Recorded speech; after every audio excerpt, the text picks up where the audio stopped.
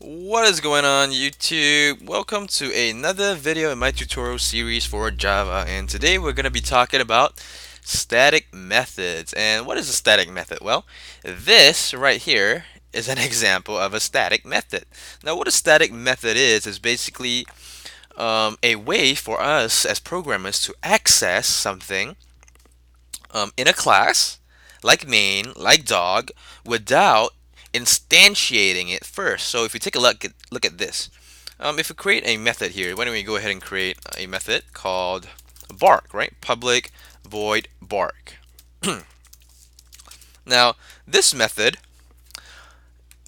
the only way we can access this bark method is if we have created an instance of it. Well, let me go ahead and demonstrate that.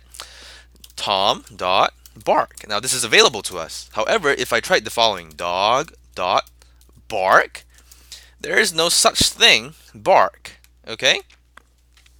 And we can't access this method that way because it is not a static method.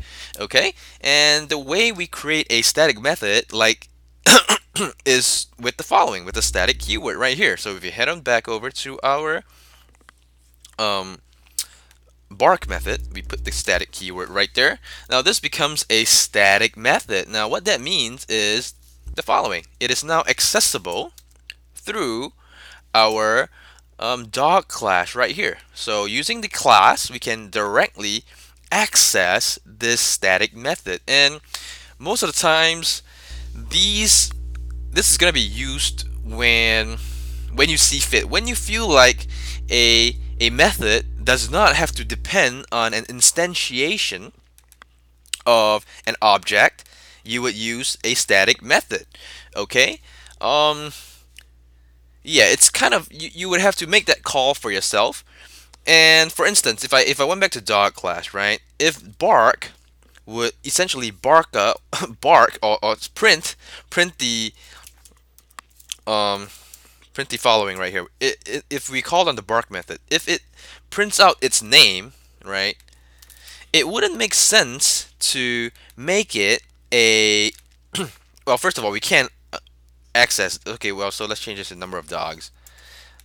And the reason it was giving me an error just now is because in a static method, you can only access variables that are also static. Okay, and when we try accessing name right here, it's gonna complain and say that okay, non-static field name cannot be referenced from a static context. All right, so in order to reference something that a variable, it has to be static. All right. So like I said, you would have to make that call for yourself when to use it and when not to use it.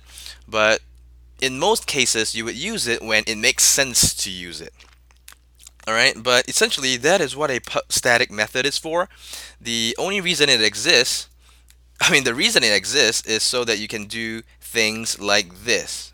Alright, I hope you guys enjoyed this video. If you did, please hit that thumbs up button. Don't forget to comment and subscribe, and I'll see you guys in the next video.